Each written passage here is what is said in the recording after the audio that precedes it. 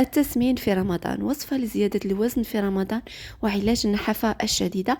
هاد الوصفة أهم شي تفتح الشهية، يعني تاكلي مليح عليها. كيما على بالكم يعني ما راناش نقدروا ناكلوا بزاف، يعني تاكلي غير شوية تحسي روحك شبعتي. على بها بغيت ندير معكم هاد الوصفة السهلة لفتح الشهية. هاد الوصفة كي ديريها وتداوميها تفطري مليح وتاكلي مليح، وأكيد باش تسمني وتلقي النتيجة. يعني مهما درتي وصفات، مهما درتي مشروبات، لازم تاكلي مليح. من بعد تزيدي الوصفات، العقدات، المشروبات، يعني هادوك راح تزيديهم يعاونوك في السعرات الحراريه ويسمنوك. لكن لازم انتي تاكلي وتفطري مليح وتاني تتصحري مليح. المهم، سلام البنات، مرحبا بكم في قناه حوادث تي في 2. ان شاء الله تكونوا كاع غايه، وان شاء الله صحتكم تكون بخير. طلعوا الفيديو بجيم وتعليق واشتركوا في القناة. مرحبا بكم. وبسم الله نبدو في طريقة تحضير الوصفة. هذه الوصفة مفيدة للكبار، الصغار، حتى الرجال الرياضيين والمرضعات، لأنه طبيعية. شوفوا، أولا راح نحتاجوا التمر، وأنا دايما راح نركز لكم في هذا رمضان على وصفات التمر، لأنه التمر متوفر يعني تقريبا في كل منزل في رمضان. راح تجيبي التمر. المهم نحتاجو 3 حبات أو 5 حبات بعدد فردي. أما بالنسبة للمكون الثاني نحتاجو هو الحلبة. راح تشري الحلبة من العطار أو العشاب، قيس 5000 يعني تكفي.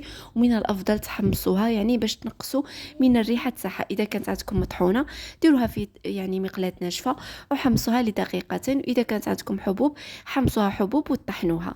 طريقة تحضير الوصفة: هذيك الحلبة المطحونة راح تزيد عليها شوية حسل، أي نوع حسل، يعني ماشي شرط يكون حسل حر. إذا حسيتيها ما بغاتش تتخلط معك بسهولة، زيدي قطرات تاع ماء باش تتخلط معك بكل سهولة. وتقدري ديري في بلاصة الحسل دبسة تمر.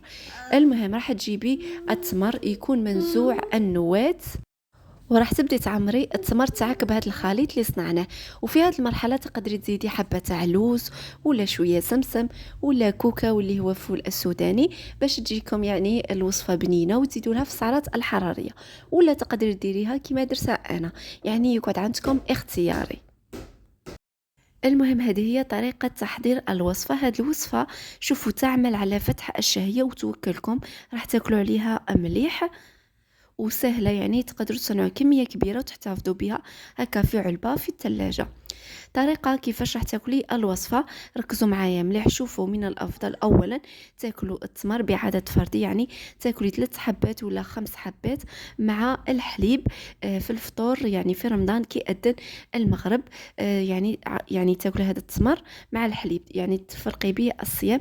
من بعد تصلي المغرب تاعك وتعاودي تولي تفطري. يعني قسمة هذاك التمر يكون وهذا التمر والحلبة يكون بدا المفعول تاعها في فتح الشهية.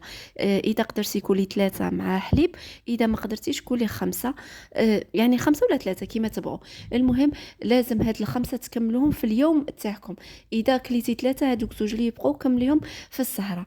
داومي هذه الطريقه وتقدري ديري اي وصفه او مسمنه ولا عقده تعاوني روحك بها. هذه الوصفه فقط لفتح الشهيه، تعمل على نفخ الخدود، ما تاثر على القولون، تسمن الجسم وتعمرك وين لازم تسمني.